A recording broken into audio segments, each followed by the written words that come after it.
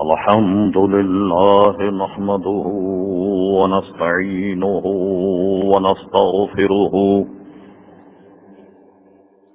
ونؤمن به ونتوكل عليه ونعوذ بالله من شرور أنفسنا ومن سيئات أعمالنا من يهده الله فلا مضل له ومن يضلله فلا هادي له ونشهد أن لا إله إلا الله وحده لا شريك له ونشهد أن سيدنا ومولانا محمدا عبده ورسوله أرسله بالحق بشيرا ونذيرا صلى الله تعالى على خير خلقه سيدنا محمد وآله وصحبه أجمعين أما بعد فأعوذ بالله من الشيطان الرجيم بسم الله الرحمن الرحيم فلما بلغ معه السعي قال يا بني إني أرى في المنام أني أذبحك فانظر ماذا ترى قال يا أبت افعل ما تؤمر ستجدني إن شاء الله من الصابرين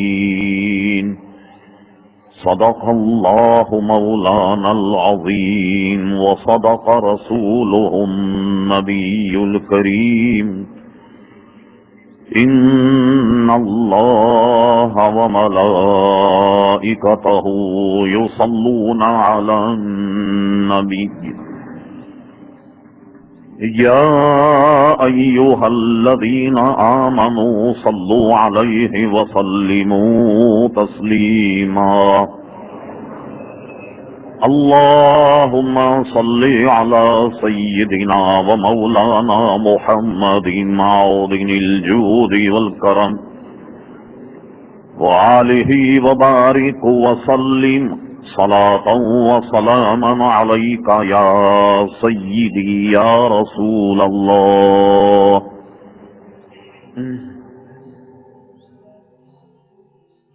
محترم حضرات، حمد و صلاۃ کے بعد قرآن مجید فرقان حمید 23ویں پارے سے ایک آیت مقدسہ تلاوت کرنے کا شرف حاصل کیا گیا۔ قبل اس کے کہ متذکرہ آیت قرآنیہ کے تحت کچھ عرض کیا جائے، اللہ تبارک و تعالی سے دعا ہے کہ وہ اپنے پیارے حبیب لبیب نبی کریم رؤوف الرحیم علیہ افضل الصلاۃ و تسلیم کے صدقے و طفیل مجھے حق کہنے کی توفیق عطا فرمائے۔ ہم تمام مسلمانوں کو اللہ تبارک و تعالی حق سن کر حق کو قبول کرنے کی اور اس پر عمل کرنے کی توفیق عطا فرمائے۔ آپ کو یاد ہوگا کہ ایام حج اور حج کے مہینے کو ملحوظ رکھتے ہوئے ہم نے گزشتہ جمعے حضرت ابراہیم علیہ الصلاۃ والسلام کی سیرت کا کچھ حصہ عرض کیا اور یہ عرض کیا کہ اس زمین پر بہت بڑی حکومت کا مالک بلا شرکت غیر حکمراں نمرود سے آپ کی مڈ پھیڑ ہوئی، اور ایک مکالمہ نمرود سے حضرت ابراہیم علیہ السلام کا اللہ تبارک و تعالی اور اس کی وحدانیت پر ہوا، اور ابراہیم علیہ السلام نے اپنے دلائل سے اسے زیر کر دیا، اور حق سورج کی طرح روشن ہو گیا اور باطل بغنے جھانکنے لگ گیا۔ حق پر ڈٹنے والے، حق کا اعلان کرنے والوں کو بڑی صعوبتیں اور بڑی پریشانیوں کا سامنا کرنا پڑتا ہے۔ وہی پریشانیاں ابراہیم علیہ السلام نے بھی اٹھائیں۔ آج جو بات مجھے عرض کرنی ہے وہ یہ کہ ابھی ہم 2-4 دن کے بعد عید الاضحیٰ منائیں، اور دنیا بھر کے مسلمان اللہ تبارک و تعالیٰ کی رضا اور اس کی لقاء کے لیے قربانی پیش کریں گے، اور یہ قربانی ہمارا کرنا یہ بھی حضرت ابراہیم علیہ السلام کی سنت ہے۔ اس واقعے کا پس منظر اور یہ واقعہ کیا تھا، کیا معاملہ ہوا جو اس امت پر اللہ تبارک و تعالیٰ نے قربانی کو واجب کر دیا، یہ بیان کرنا مراد۔ سب سے پہلے تو یہ بات ذہن میں رکھیے کہ دنیا میں بھی جب کوئی کسی کو منصب دیا جائے، کوئی سند دی جائے، تو ایسا ہرگز نہیں ہوتا کہ بغیر کسی امتحان کے اسے کوئی سند دے دی جائے، بلکہ اس سے امتحان لیا جاتا ہے۔ جو آدمی جس کلاس کا ہے اس سے امتحان بھی اسی کلاس کا لیا جاتا ہے۔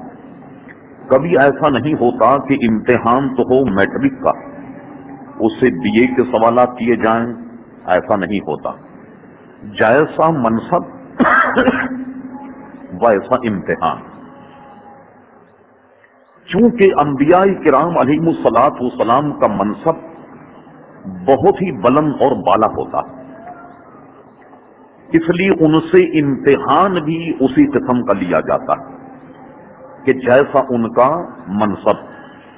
اور تمام انبیاء کرام علیہم السلام کی سیرت کو اٹھا کر دیکھیں کہ رب کریم نے بے انتہا شاق، نہایت دشوار ان سے امتحان لیے، اس لیے کہ منصب بھی ان کا بہت بڑا۔ خود حضور علیہ السلام کی صریح حدیث اس پر موجود ہے کہ اللہ کے راستے میں ہر نبی ستایا گیا، ہر نبی کو ستایا گیا، اور حضور فرماتے میں اللہ کی راہ میں سب سے زیادہ ستایا گیا، اس لیے کہ حضور کا منصب تمام انبیاء کرام علیہم السلام سے اعلیٰ و ارفع۔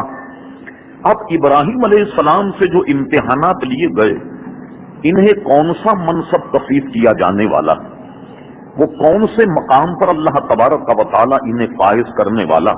تو اللہ تبارک و تعالیٰ نے انہیں امتحان لینے سے پہلے یہ بشارت دی، انی جاعلک للناس اماما، ابراہیم ہم تمہیں ساری کائنات کا امام بنانے والے۔ اب چونکہ وہ ساری کائنات کے امام، تو ان سے امتحان بھی اسی جیسا لیا گیا جیسا ان کا منصب ہے۔ ہم گفتگو مکمل کرنے کے لیے ایک مختصر خاکہ کہ ان سے کیا امتحان لیے گئے۔ ابراہیم علیہ السلام سے ایک امتحان تو یہ لیا گیا کہ ایک فرشتہ حالت فقر میں ان کے پاس آئے، اور آنے کے بعد اس نے دستے سوال دراز کیا، اور اللہ تبارک و تعالیٰ کی تسبیح اور تحلیل یوں بیان کی، سبحان ذی الملک والملکوت، سبحان ذی العزت والعظمت والہیبت والقدرت والکبریاء والجبروت۔ حضرت ابراہیم علیہ السلام گھر میں گئے اور اپنے مال کا 1/4 حصہ اس کو دے دی، مگر وہ پھر نہیں ٹلا۔ پھر اس نے اللہ کی حمد و ثنا کی، آدھا مال اسے دے دیا، پھر بھی وہ نہیں ٹلا، یہاں تک کہ ابراہیم علیہ السلام نے اللہ تبارک و تعالیٰ کے دربار میں جو یہ امتحان، گھر کا سارا مال اسے دے دیا۔ جب یہ مال اسے دے دیا تو یہ تو ابراہیم علیہ السلام کا مال کا امتحان تھا۔ اب دیکھیے، آدمی کے لیے اپنے شہر، اپنا قریہ جس میں وہ برسہ برس سے رہتا ہے، اسے چھوڑنا اور ہجرت کر جانا، یہ بھی ایک بہت بڑا امتحان۔ اپنے شہر، اپنے قریے سے کسے محبت نہیں ہوتی؟ آپ اندازہ لگائیے، غیر منقسم ہندوستان، پھر اس کے بعد پاکستان کا بننا، بھائی 53-54 سال ہو گئے، لیکن آج بھی لوگوں کے نام کے ساتھ لکھا ہوا ہے دہلوی، بھوپالی۔ یہ کیوں لکھا ہوا؟ وہاں وہ پیدا ہوئے تو ایک وطن کی محبت ایسی کہ وہ آدمی کو اپنی جانب مائل کرتی۔ ابراہیم علیہ السلام سے پھر امتحان یہ ہوا کہ وہ نمرود سے جب نبرد آزما ہوئے تو انہیں اپنا شہر چھوڑنا پڑا۔ حضرت ابراہیم علیہ السلام اپنا شہر چھوڑ کر نمرود کے شکنجے سے نکلنے کے لیے انہوں نے اپنا شہر چھوڑ دیا۔ تفسیر کا ماخذ اور اس کا عطر یہ ہے کہ یہ سارا واقعہ ابراہیم علیہ السلام کا یہ عراق کا تھا، اور جہاں آپ رہتے تھے اس شہر کا نام بابل تھا۔ آج بھی عراق اور بغداد میں جیسے ہمارے یہاں منجو دارو وغیرہ قسم کی چیزیں، آج بھی انہوں نے شہر بابل جو تھا بہت قدیم، اس کی فصیل کھینچ کر جو اس کے نشانات ہیں ان کو ابھی تک انہوں نے برقرار رکھا، جو صدیوں ہزاروں سال پرانے نشانات ہیں کہ ابراہیم علیہ السلام کے زمانے میں یا نمرود کے زمانے میں یہ گویا شہر کیسا ہوگا، اور اس کو ہم نے بھی دیکھا۔ وہیں وہ کنواں بھی بتایا جاتا ہے کہ جس میں فرشتے لٹکے ہوئے، جس کا ذکر سورہ بقر میں ہے، ہاروت اور ماروت، وہیں وہ کنواں بھی بتایا جاتا۔ تو اب کیا ہوا کہ جب ابراہیم علیہ السلام سے امتحان ان کے شہر کے چھوڑنے کا لیا گیا تو وہ اپنے شہر کو چھوڑ کر بھی چلے گئے۔ واقعات بڑے طویل ہیں۔ اتنا کٹھن امتحان ان سے عراق میں لیا گیا کہ انہیں آگ میں جھونک دیا گیا۔ آگ میں جھونکنے کے بعد جب وہ صحیح سلامت برآمد ہوئے تو اس کے بعد انہوں نے اپنے شہر کو چھوڑ دیا۔ آپ عراق سے بابل منتقل ہو گئے، اپنے شہر کو چھوڑ دیا۔ عراق سے آپ بابل سے اب آپ شام منتقل ہو گئے۔ شام جب پہنچے تو ابراہیم علیہ السلام کی دو بیویاں، ایک حضرت سارہ، ایک حضرت ہاجرہ۔ حضرت ہاجرہ سے حضرت اسماعیل علیہ السلام پیدا ہوئے جو حضرت اسحاق علیہ السلام سے چند سال بڑے تھے۔ حضرت سارہ سے جو اولاد تھی وہ اسحاق علیہ السلام، یہ اسحاق علیہ السلام چند سال اسماعیل علیہ السلام سے چھوٹے۔ حضرت ابراہیم علیہ السلام کی کہتے ہیں کہ 99 برس کی عمر تھی، اور کہا جاتا ہے کہ 80 برس کی عمر تھی۔ انہوں نے رب کریم کے دربار میں اپنا معاون اور اپنا مددگار دعا کر کے مانگا، ولی من الصالحین، اے اللہ تبارک و تعالی مجھے ایک صالح اور ایک بہترین بیٹا عطا فرما۔ فبشرناہ بغلام حلیم، تو ان کے پیدا ہونے سے پہلے اللہ نے بشارت دے دی کہ ہم ایک بہت ہی حلیم الطبع تمہیں بیٹا دینے والے۔ کہتے ہیں 80 برس یا اس سے زائد برس کی عمر میں حضرت اسماعیل پیدا ہوئے۔ آپ ذرا غور کیجئے، ذرا سا ہٹ کر جو آدمی کا اپنا ایک ذاتی جو جذبات ہیں، 90 برس یا 80 برس میں جو اولاد پیدا ہو تو آدمی کو کتنی محبت اس سے ہوگی، اس کو بھی آپ ذہن میں رکھیے۔ اب یہ دونوں آپ کی زوجہ اور دونوں اولاد شام میں۔ اب دیکھیے جو جو امتحان ہو رہے ہیں، پوری کتابیں تفسیریں پڑھیں کہ ابراہیم علیہ السلام نے اپنے رب سے یہ سوال بھی نہیں کیا کہ مولا یہ امتحان کیوں لیا جا رہا۔ وہ جانتے تھے انی جاعلک للناس اماما، رب کریم ایک منصب مجھے عطا فرمانے والا، اور یہ امتحان مجھ سے لیے جا رہا۔ اچانک شام میں رہتے ہوئے حکم آیا، اے ابراہیم اپنے ایک زن ایک فرزند کو لے کر مکہ جاؤ، اور وہاں جا کر چٹیل میدان میں اپنے بیٹے اپنی بیوی کو چھوڑ آؤ۔ ابراہیم علیہ السلام پوچھتے مولا وہاں اس جنگل میں کیا حکمت ہوگی؟ نہیں، کوئی سوال نہیں، سیدھے حضرت ہاجرہ کو لیا اور حضرت اسماعیل ان کو لے کر کے ابراہیم علیہ السلام مکہ مکرمہ جہاں آج آباد یہاں تشریف لے گئے۔ ایک تفسیر میں ہے کہ جہاں آپ نے زن اور فرزن کو چھوڑا وہاں ایک درخت تھا، چٹیل میدان، اس درخت کے قریب دونوں کو بٹھا دیا۔ دونوں کو بٹھانے کے بعد ان کے پاس کیا تھا؟ مشکیزہ، اس میں کچھ پانی تھا اور کچھ کھجوریں۔ بس یہ دونوں کو چھوڑ کر جب وہاں سے چلے تو ابراہیم علیہ السلام کی بیوی ان کے پیچھے دوڑی۔ کہا ابراہیم یہاں تم کس کے سپرد کر کے جا رہے؟ کیا معاملہ ہے؟ یہاں چھوڑنے میں کیا حکمت؟ حضرت ابراہیم علیہ السلام نے کوئی جواب اس کا نہیں دیا۔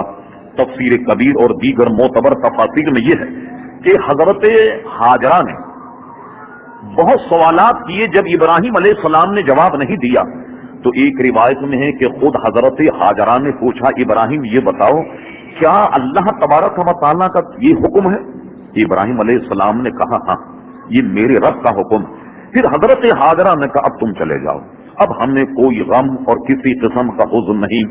ایک روایت میں یہ ہے کہ ابراہیم اس چٹیل میدان میں کس کے سپرد کر کے جا رہا؟ انہوں نے کہا میں تمہیں اللہ کے سپرد کر کے جا رہا ہوں۔ کہا ابراہیم اب چلے جاؤ، جس کے سپرد تم کر کے جا رہے ہو وہ ہمیں ضائع نہیں کرے گا۔ ابراہیم علیہ السلام چلے، چلنے کے بعد کافی دور دیکھا کہ ابھی کوئی ان کا پیچھا تو نہیں کر رہا، ہاجرہ کہیں آ تو نہیں رہی۔ حضرت ہاجرہ کو دیکھا کہ وہ اب رک گئی اپنے ٹھکانے اور بغیر اس کی حکمت پوچھے اپنے رب سے شام چلے گئے۔ بعض معتبر تفسیر میں یہ بھی ہے کہ آپ براق پر سوار ہو کر آتے، بعض میں یہ ہے کہ آپ گھوڑے پر سوار ہو کر آتے، غرض یہ کہ ان کو چھوڑ کر چلے۔ یہاں کا حال بڑا طویل ہے، ابن کثیر وغیرہ نے بہت کچھ لکھا۔ حضرت ہاجرہ اپنے بچے سے دل بہلاتی رہی، کھجور کھاتی رہیں، جو پانی تھا وہ پیتی رہیں، کچھ بچے کو پلاتی رہیں اور دودھ پر بچے کا اکتفا۔ اب جب بھوک بڑھی، کھجوریں ختم ہو گئیں، پانی ختم ہو گیا اور دودھ بھی پیدا نہیں ہوا، اب حضرت اسماعیل علیہ السلام نے ایڑیاں رگڑنی شروع کر دیں، یہاں تک کہ حضرت ہاجرہ جو تھی وہ کھڑی ہو گئیں۔ بچے کی پیاس بجھانے کے لیے چاروں طرف دیکھا، یہ واقعہ بڑا طویل ہے، کسی دن ہم اسے عنوان بنا کر عرض کریں گے، اور دیکھ کر پھر اپنا ہمدم، اپنا مونس، اپنا مددگار تلاش کرنے کے لیے نکلی۔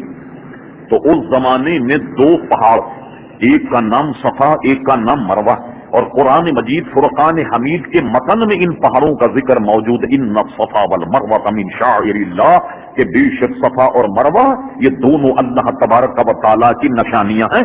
حضرت سارہ، حضرت ہاجرہ صفا پر چڑھی، صفا پر چڑھنے کے بعد ادھر ادھر دیکھا تو کسی کو اپنا ہمدم نہیں پایا۔ پھر اس کے بعد یہ دیکھا کہ اب صفا سے مروہ پر جانا نشیبی علاقہ ہے، تو بچہ کچھ دیر نظروں سے اوجھل ہو جائے، تو آپ نے کیا کیا کہ نشیبی علاقہ دوڑ کر کے عبور کیا اور صفا سے مروہ پر جب چڑھی اور ادھر ادھر جب کسی کو دیکھا کسی کو نہیں پایا۔ یہی وہ صفا مروہ کی دوڑ تھی جس کو ہم صحیح کہتے ہیں کہ اللہ تبارک و تعالیٰ کو اپنے بندی کی ادا ایسی پسند آئی کہ ہر عمرہ کرنے والے، ہر حاجی کرنے والے پر صفا اور مروہ کی صحیح کرنا واجب ہو گیا۔ امام اعظم ابو حنیفہ کا مذہب یہ ہے کہ صفا اور مروہ پر دوڑنا یعنی صحیح کرنا یہ امام اعظم ابو حنیفہ کے نزدیک عمرے کے واجبات میں سے ہے اور حج کے بھی واجبات میں سے ہے۔ پھر کیا ہوا، مایوس ہو کر جب اپنے لڑکے کی طرف آئیں، ایک شخص کو دیکھا حسین اور جمیل۔ اس شخص نے پوچھا ہاجرہ تم کون؟ کہا میں ابراہیم کی زوجہ ہوں۔ کہا یہاں ابراہیم تمہیں کس کے سپرد کر گئے؟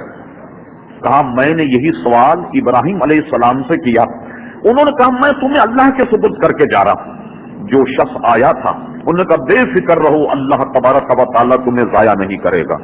انہوں نے کہا کہ آنے والے سائل سے کچھ ہمارا معاملہ بھی حل ہوگا۔ انہوں نے کہا کیا؟ کہا دیکھ نہیں رہے ہو کہ بچہ پیاس سے ایڑیاں رگڑ رہا؟ تو ایک روایت میں ہے کہ جبریل امین تھے وہ آنے والے، انہوں نے ٹھوکر ماری تو زمین میں سے چشمہ جاری ہو گیا۔ جہاں اسماعیل علیہ السلام ایڑیاں رگڑ رہے، جب چشمہ پھوٹا تو حضرت ہاجرہ نے اپنی اس قدیمی زبان میں ایک منڈیر بنا کر کے، جو کیچڑ پیدا ہوتا ہے پانی جب مٹی میں چلا جائے، اس کیچڑ سے ایک منڈیر اٹھائی اور کہا زمزم زمزم، ٹھہر جا ٹھہر جا، تھم جا تھم جا۔ ایک صریح حدیث میں ہے کہ نبی کریم علیہ السلام نے فرمایا اللہ تبارک و تعالی حضرت ابراہیم علیہ السلام کی زوجہ حضرت ہاجرہ پر رحم فرمائے، اگر وہ زمزم نہ کہتی تو آج وہ ایک بہت بڑا سمندر ہوتا یا بہت بڑا ایک تالاب یا ایک چشمہ ہوتا، انہوں نے اس کو محدود کر دیا۔ اب کیا ہوا، جب انہوں نے وہ پانی پیا تو پانی پینا تھا کہ دودھ بھی جاری ہو گیا۔ حضرت اسماعیل علیہ السلام کو پلانے کے بعد ان کا سارا وہ سلسلہ بھی دور ہو گیا۔ ایک طویل واقعہ جس کی طرف میں نہیں جانا چاہتا، مختصر یہ کہ یہی وہ آب زمزم ہے کہ جس کو دنیا کئی ہزار سال سے استعمال کر رہی ہے اور آج بھی وہ اپنی جولانی کے ساتھ رواں اور دواں۔ حضرت اسماعیل علیہ السلام کو اور اپنی بیوی کو دیکھنے گاہے گاہے حضرت ابراہیم علیہ السلام مکہ تشریف لاتے، کبھی قیام بھی کرتے تھے۔ ایک روایت میں یہ ہے کہ وہ قیام نہیں کرتے، صرف گھوڑے پر سوار ہو کر ان سے طبیعت معلوم کر کے چلے جایا کرتے۔ اب کی مرتبہ جب ابراہیم علیہ السلام آئے تو کہتے ہیں کہ آپ نے وہاں چند دن قیام فرمایا۔ اب آپ کا ایک بہت بڑا کٹھن امتحان اس مکہ میں لیا گیا۔ حضرت ابراہیم علیہ السلام رکے، انہوں نے خواب دیکھا۔ خواب میں کوئی شخص یہ کہہ رہا کہ ہماری راہ میں عظیم تر قربانی دی جائے۔ حضرت ابراہیم اٹھے اور جو کچھ مال اور متا تھا وہ اللہ کے راستے میں دیا۔ پھر اس کے بعد دوسرے دن یہی بشارت ہوئی کہ ہمارے لیے کوئی قربانی دی جائے۔ حضرت ابراہیم اٹھے علیہ الصلوۃ والسلام، جو کچھ مال اور متا ممکن تھا وہ اللہ کی راہ میں خیرات کیا۔ تیسرے دن جب سوئے تو حضرت ابراہیم علیہ السلام نے بے عینی ہی یہ کیفیت دیکھی کہ حضرت اسماعیل کو آپ لٹائے ہوئے ہیں اور ان کے گردن پر آپ چھری چلا رہے ہیں۔ بس سمجھ گئے کہ اللہ تبارک و تعالیٰ نے حضرت اسماعیل علیہ السلام کی قربانی کا مجھ سے تقاضا کیا اور مجھے اپنے بچے کی قربانی کرنی، اور جو سب سے پیارا بچہ 80 برس بوڑھے ہونے کے بعد جو ملا اس بچے کی قربانی چاہتا اللہ تبارک و تعالیٰ۔ بس یہ کہنا تھا، یہ سننا تھا، یہ دیکھنا تھا کہ صبح اٹھنے کے بعد اللہ کے حکم کی بجا آوری پر کمر بستہ ہو گئے۔ گرامی علماء اس سے استدلال کرتے ہیں کہ نبی کا خواب وہی ہوتا۔ امام بخاری رحمت اللہ علیہ نے اپنی بخاری کا جب ابتدا کیا تو سب سے پہلے انہوں نے وحی کا باب رکھا۔ نبی کریم صلی اللہ علیہ وسلم پر کبھی کبھی وحی کا آنا ایسے ہوا کہ ایک مہین سی گھنٹی بجتی اور آپ متوجہ ہوتے اور اسی میں آپ کو کوئی حکم صادر فرما دیا جاتا، ایسا معاملہ۔ یا کبھی کبھی رؤیائے ثابت، سچے خواب آپ دیکھتے، خواب دیکھنے کے بعد وہی منظر آپ کے سامنے آ جاتا۔ جب آپ کی عمر شریفہ ٹھیک 40 برس کی ہو گئی تو جس کو کہا جائے وہی یہ جلی، اس کا سلسلہ شروع ہوا اور فرشتے نے آن کر کے آپ سے کلام کیا اور رب کریم کا پیغام پہنچایا۔ اقرأ بسم ربک الذی خلق، یہ وحی جلی کا سلسلہ یہ شروع ہوا۔ ورنہ انبیاء کرام علیہم الصلوۃ والسلام کو سچے خواب آتے اور اس کی دلیل یہی واقعہ۔ آپ کو ابھی حکم نہیں ہوا، سچا خواب آپ نے دیکھا اور خواب دیکھنے کے بعد طے کر لیا کہ رب کریم کا بھی ایک اور امتحان اور میرے بچے کی قربانی جو ہے وہ مجھے دینی۔ آپ نے اپنی زوجہ سے فرمایا کہ آج ہم جنگل میں ایک قربانی کے لیے جا رہے ہیں، بچے کو سنوارا جائے، بچے کو اچھے کپڑے پہنائے جائیں۔ بچے کو سنوار دیا گیا۔ اب لے کر جب آپ چلے قربان گاہ کی جانب تو اب کیا ہوا، ان کی عمر کیا تھی؟ جو آیت ہم نے تلاوت کی، ارشاد باری تعالیٰ ہوا فلما بلغ معه السعی۔ اس کا ترجمہ علماء نے یہ کیا سعی یسعی، جس کے معنی دوڑنا چلنا پھرنا، تو فلما بلغ معه السعی، جب اسماعیل علیہ السلام اتنے سنے بلوغ کو پہنچ گئے، یعنی اتنی عمر ہو گئی کہ وہ چلنے پھرنے لگ گئے۔ اس لیے بعض نے یہ قول کیا کہ آپ کی عمر قربانی کے وقت میں 7 سال تھی، اور بعضوں نے یہ قول بھی کیا کہ آپ کی عمر 13 برس۔ 13 برس سے زائد کا کوئی قول کم سے کم ہماری نظر سے نہیں گزرا۔ 7 پر بھی کئی اقوال ہیں اور 13 پر بھی کئی اقوال، اور جس کا عام معنی یہ کیا کہ جب بچہ چلنے پھرنے کے قابل ہو گیا تو ایسے موقع پر ابراہیم علیہ السلام نے یہ خواب دیکھا، بچے کو لے کر چلے۔ تو آپ جانتے ہیں کہ آدمی جب نیک کام کی طرف نکل جائے، ان الشیطان للانسان عدو مبین، کے شیطان انسان کا کھلا ہوا دشمن، وہ حضرت ہاجرہ کے پاس آیا. آنے کے بعد کہا ہاجرہ کیا معاملہ ہے؟ تمہارے شوہر آج اپنے نور نظر کو لے کر کہاں گئے؟ حضرت ہاجرہ نے وہی کہا جو حضرت ابراہیم علیہ السلام نے فرما کے سنا کہ جنگل میں کوئی قربانی کے لیے گئے. انہوں نے کہا ہاجرہ تم کیسی بات کرتی ہو، یہ تمہارا بیٹا ہی قربانی ہے، اسی کو قربان کرنے گئے ابراہیم علیہ السلام. حضرت ہاجرہ نے کہا او بوڑھے، ایک بڑھاپے کی صورت دھار کر کے ان کے پاس آیا، بہت بڑا شیخ بن کر. انہوں نے کہا او بوڑھے تیری مت ماری گئی، کبھی کسی باپ نے بھی بیٹے کو ذبح کیا؟ شیطان نے دیکھا کہ اب داؤ نہیں چل رہا، کہا سوچنے کی بات تو یہی ہے، اب اس کا کیا کیا جائے کہ تمہارے شوہر یہ کہتے کہ مجھے اللہ تبارک و تعالیٰ کا حکم یہی ملا. تب حضرت ہاجرہ نے کہا جب اللہ کا حکم یہ ہے پھر تو مجھے شیطان معلوم ہوتا. ارے زہے نصیب ہمارے کہ اللہ تبارک و تعالیٰ ہماری قربانی کو قبول فرمائے. جب وہاں داؤ نہیں چلا، حضرت ابراہیم علیہ السلام مکہ کا وہ راستہ جہاں حاجی جاتے مینا کی جانب، اس طرف اپنے فرزند کو لے کر جا رہے ہیں، چھری ہاتھ میں ہے، رسی بھی ہاتھ میں.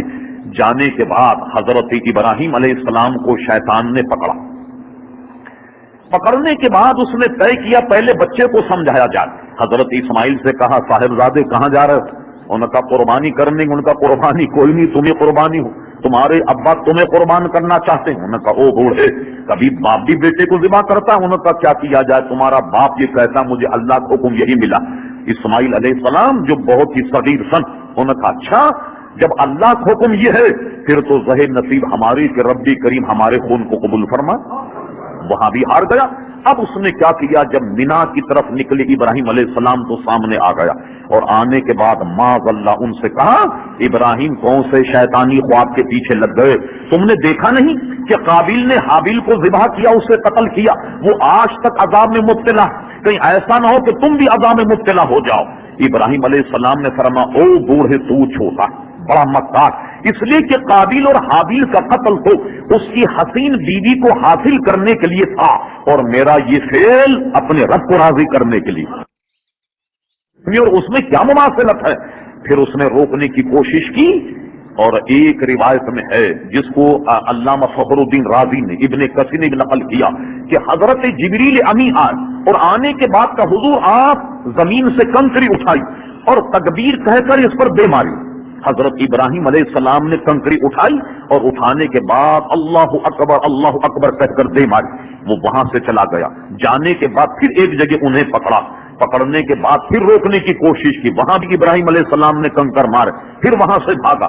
پھر اس کے بعد آخری جمرے پر وہاں کوشش کی، ابراہیم علیہ السلام نے وہاں بھی اسے کنکر مارے، اور وہاں سے بھی وہ بھاگ گیا. اس لیے ہماری شریعت میں بھی گویا نبی کریم صلی اللہ علیہ وسلم نے ہمیں شیطان کے رمی کا حکم دیا.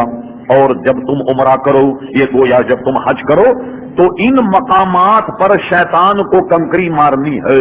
اور سبحان اللہ بعض روایتوں میں ہے کہ یہ جو ہم کنکر مارتے ہیں یہ بظاہر ایک ستون ہے، ایک جگہ معین جس پہ ہم کنکر مارتے، لیکن فرمایا گیا کہ فرشتے شیطان کو لا کر ان پلروں سے باندھ دیتے ہیں اور یہ کنکری شیطان کو لگتی ہے.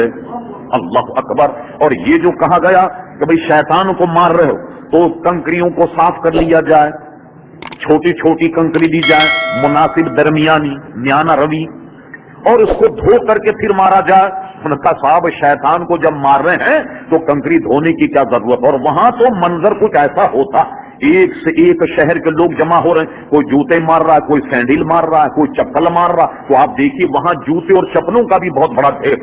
اس کو علماء نے سخت منع کیا. کیوں منع کیا؟ اللہ اللہ سبحان اللہ. حدیث شریف میں آیا کہ جس کا حج اللہ مقبول فرما لے تو جو کنکری شیطان کو ماری جاتی یہ آسمان پر اٹھا لی جاتی، اور اٹھانے کے بعد جب بندے کے اعمال تولے جائیں گے تو نیکی کے پلے میں یہ کنکریاں بھی رکھی جائیں گی.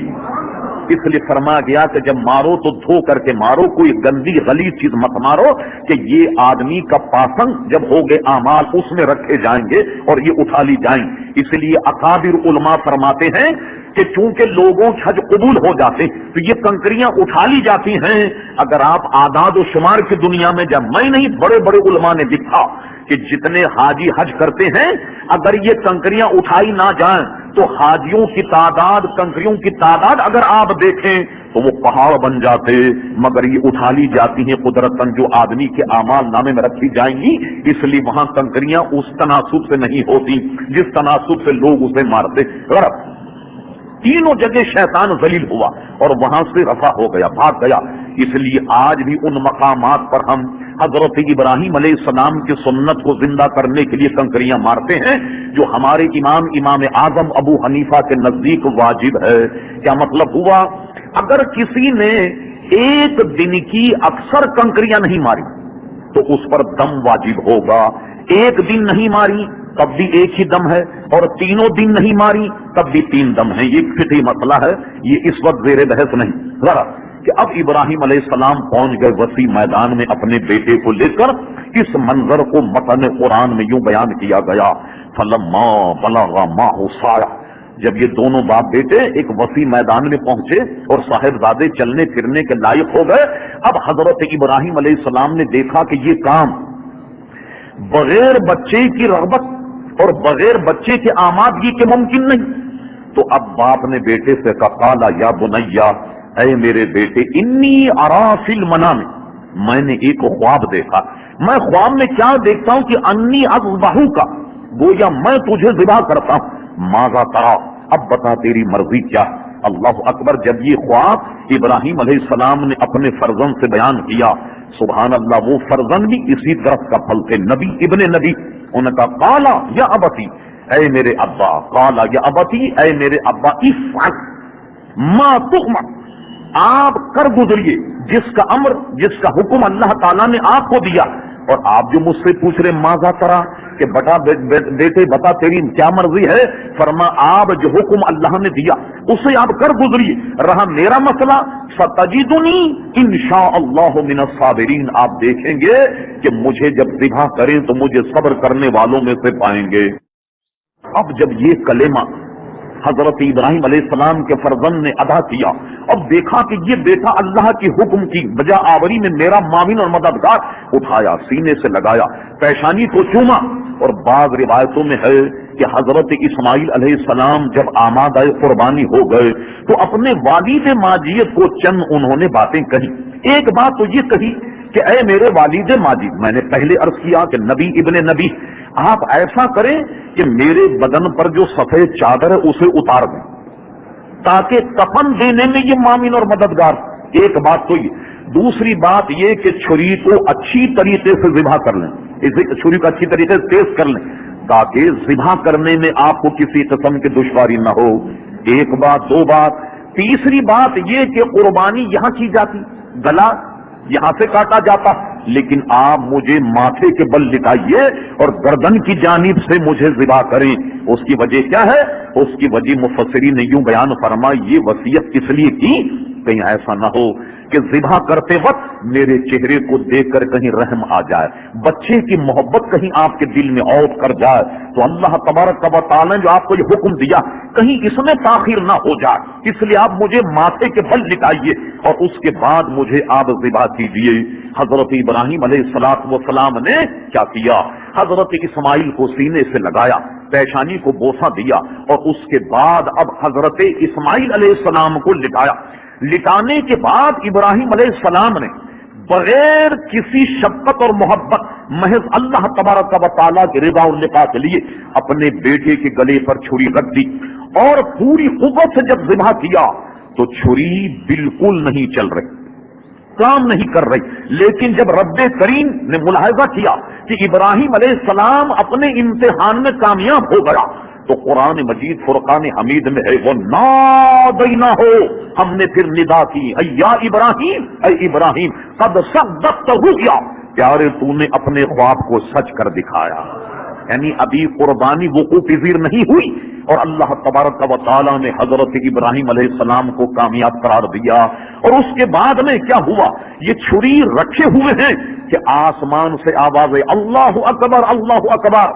ابراہیم علیہ السلام نے چھری کو چھوڑ کر جب آسمان کی طرف دیکھا تو کیا دیکھا کہ وہ جبریل علیہ السلام جو تکبیر پڑھ کر اللہ اکبر کہہ کر حضرت ابراہیم کو اپنی جانب مخاطب کر رہے ہیں، اور اس کے بعد جب وہ دیکھا غور سے تو ایک دمبا وہ جنت سے لے کر کے آ رہے ہیں. ابراہیم علیہ السلام جب دیکھا کہ حضرت جبریل علیہ السلام دمبا لے کر آ رہے ہیں اور ان کی تکبیر کی آواز سنی، اللہ اکبر اللہ اکبر. ابراہیم علیہ السلام نے کہا لا الہ الا اللہ اللہ اکبر. اور حضرت اسماعیل علیہ السلام جب اٹھے تو سبحان، انہوں نے کہا اللہ اکبر وللہ الحمد. اس لیے اس کا پڑھنا واجب ہے. ہماری یہاں فقہ کی کتاب ہے ہدایہ پر حاشیہ ہے قاضی خان کا. قاضی خان میں یہ لکھا ہوا ہے کہ انہی کلمات کو زندہ کرنے کے لیے پیارے مصطفیٰ نے فرمایا کہ 9 ذی الحجہ سے لے کر کے 13ویں کی اثر تک ان تکبیروں کو پڑھا جائے. اللہ اکبر لا الہ الا اللہ واللہ اکبر وللہ الحمد، تاکہ ابراہیم علیہ السلام کی یہ ادا امت مصطفیٰ صلی اللہ علیہ وسلم نے باقی رہے. امام اعظم ابو حنیفہ کا مذہب اس میں یہ ہے کہ نماز باجماعت کے بعد ایک مرتبہ بلند آواز سے تکبیر کا کہنا یہ واجب ہے، یعنی یہ ضروری ہے. جو نہ پڑھے گا گناہ گار ہوگا بجماعت نماز پر. اب حضرت جبریل علیہ السلام نے دمبا حضرت ابراہیم علیہ السلام کی خدمت میں پیش کیا. یہ حضرت اسماعیل علیہ السلام کی جان کا فدیہ تھا. حضرت ابراہیم علیہ السلام نے دمبے کو ذبح کیا اور ذبح کرنے کے بعد کیا ہوا کہ یہ دمبا حضرت اسماعیل علیہ السلام کا ایک طرح سے فدیہ ہوا. اس کے بعد جبریل امین نے کہا اے اسماعیل آپ کھڑے ہو کر اللہ کی بارگاہ میں دعا کریں. انہوں نے کیا دعا کی؟ سبحان اللہ.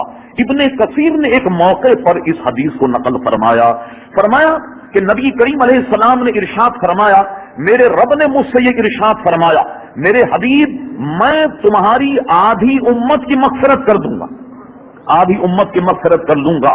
اب تم چاہے آدھی امت کی مغفرت کروا لو یا یہ منصب لے لو کہ میں تمہیں شفاعت کبریٰ کا منصب دیتا ہوں. حضور نے فرمایا میں نے اسے منظور نہیں کیا کہ میری آدھی امت کی مغفرت ہو، میں نے اسے منظور کر لیا کہ مجھے منصب شہادت شفاعت کبریٰ عطا ہو جائے. اس لیے کہ وہ عام ہوگی، جب وہ عام ہوگی تو ہر غلام کی مغفرت ہو جائے. میں نے گویا اس کو پسند کیا کہ میں شفاعت کو میں نے قبول کر لیا، آدھی امت کی نجات کا معاملہ میں نے نہیں کیا.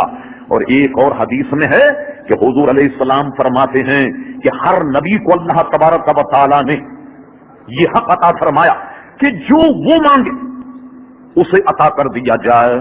تو اب میں اگر حضرت اسماعیل علیہ السلام یعنی اسی قربانی والے شخص کی طرف اشارہ ہے کہ اگر وہ یہ دعا نہ کرتے تو میں یقیناً یہ دعا کرتا، لیکن میں نے وہ دعا اس لیے نہیں کی کہ پہلے قربانی والے وہ نبی یہ دعا کر چکے تھے، اس لیے میں نے اپنی دعا کو محفوظ کر لیا. ہر نبی کو اللہ نے ایک حق دیا کہ جو مانگے اسے عطا کر دیا جائے. وہ دعا کیا تھی؟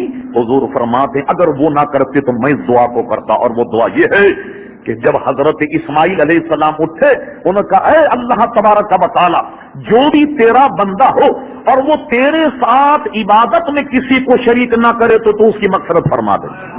رب کریم نے فرما ہم نے اسے قبول کر دیا. حضور فرماتے چونکہ اللہ کے نبی پہلے یہ دعا کر چکے تھے اس لیے میں نے یہ دعا نہیں کی، میں نے اس دعا کو محفوظ کر لیا، وہ استحقاق میں نے اپنے نزدیک محفوظ کر لیا. سوال پیدا ہوا کہ ہر نبی نے وہ دعا دنیا میں مانگ لی، آپ بھی کچھ مانگ لیتے، مگر وہاں ارشاد یہ ہے کہ میں نے وہ دعا کو محفوظ رکھا.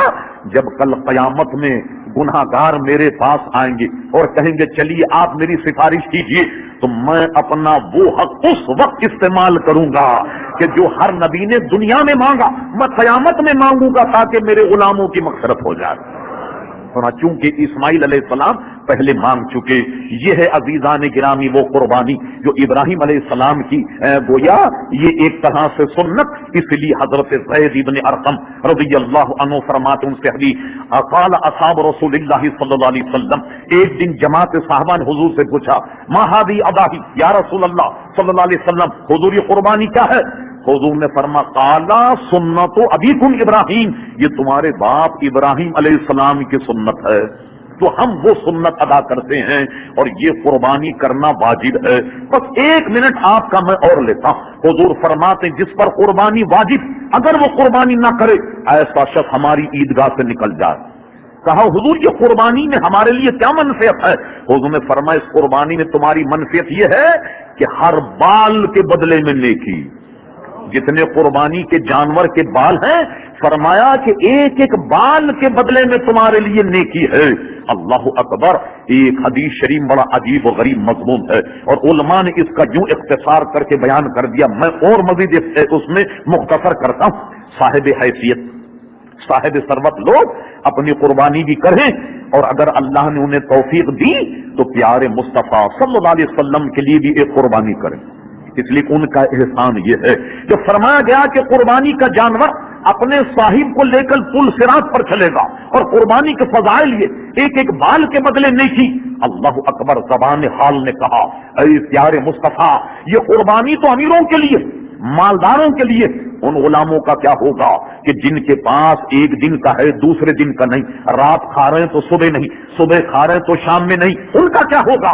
فرما ابھی لاؤ ایک دمبا، ایک مینڈا لایا گیا جو سیاہی میں دیکھتا تھا، سیاہی میں چلتا تھا، سیاہی میں بیٹھتا تھا، یعنی چت کبرا تھا، آنکھیں اس کی سیاہ تھی، پیر سیاہ تھے، پیٹ اس کا سیاہ تھا۔ حضور نے وہ جب مینڈا یا دمبا لایا گیا تو لانے کے بعد کیا کیا؟ اسے لٹایا۔ اللہ اللہ، وما ارسلناک الا رحمۃ للعالمین۔ تاریخ انبیاء پڑھیے کہ کسی نبی نے اپنی امت پر یقیناً شفقت کی، بہت شفقت کی، مگر جو پیارے مصطفیٰ کی شفقت ہے اس کی نظیر نہیں ملے گی۔ آپ نے قربانی کا جانور لٹایا۔ ان صلاتی، دوستوں کی، وہ محیا و مماتی للہ رب العالمین، بسم اللہ اللہ اکبر۔ جانور کے اوپر جب جناب قربانی کی اور ذبح کیا، ذبح کرنے کے بعد کہا اللہم تقبل منی، مولا یہ میری طرف سے ہے، من امت محمد، پوری امت کی طرف سے، من آل محمد، پوری آل کی طرف سے ہے۔ اور غربا جو تھے جماعت صحابہ کی فقیروں کے، انہوں نے کہا اے جماعت صحابہ، اگر تم غریب ہو، تمہاری نسل قیامت پر غریب ہوں گی جو قربانی نہیں کر پائیں، اور ان کے فضائل مناقب ان کو نہیں ملیں گے۔ اب کان کھول کر سن لو، جس غلام کے پاس اپنی قربانی قیامت میں نہیں ہوگی، اس کے پاس محمد رسول اللہ کی قربانی ہوگی۔ اللہ، یہ اہتمام، یہ انصرام بھی پیارے مصطفیٰ صلی اللہ علیہ وسلم نے فرما دیا۔ اس لیے علماء نے بطور خاص کہا جو صاحب ثروت ہے اس کو چاہیے کہ ایک قربانی پیارے مصطفیٰ کے نام پر بھی کرے، تاکہ یہ اس کی قربانی نفس اور شکرانے کے طور پر ہو۔